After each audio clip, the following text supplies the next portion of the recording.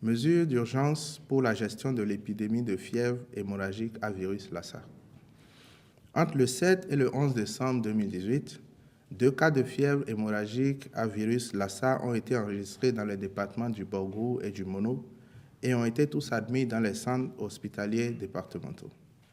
L'évaluation des risques épidémiologiques a déjà permis de circonscrire le périmètre géographique exposé et les mesures appropriées ont été prises à travers un plan de riposte pour anticiper ou, le cas échéant, gérer tout nouveau cas.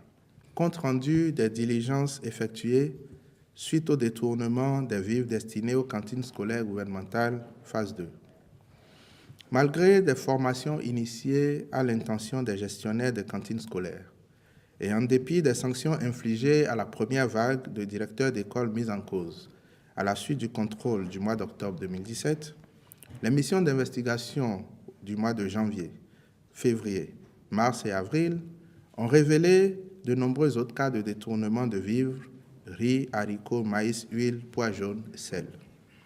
Une soixantaine de cas de figure a été dénombrée sur la période et se présente comme suit.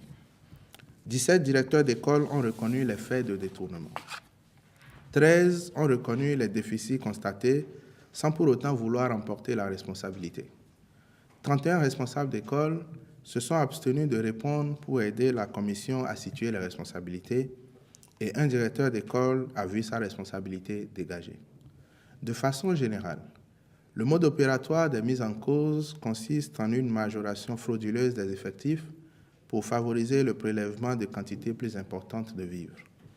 Tenant compte de la détermination du gouvernement en matière de lutte contre l'impunité et l'abus des biens publics, le ministre des Enseignements maternels et primaires a, à titre de mesure conservatoire, déchargé les directeurs concernés de leurs fonctions et en a rendu compte au Conseil des ministres.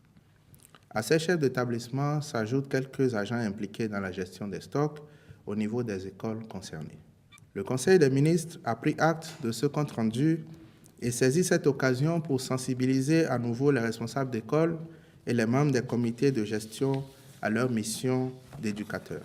Recensement des artisans dans le cadre des élections consulaires de la Chambre des métiers de l'artisanat du Bénin et de l'élaboration d'un registre biométrique des métiers.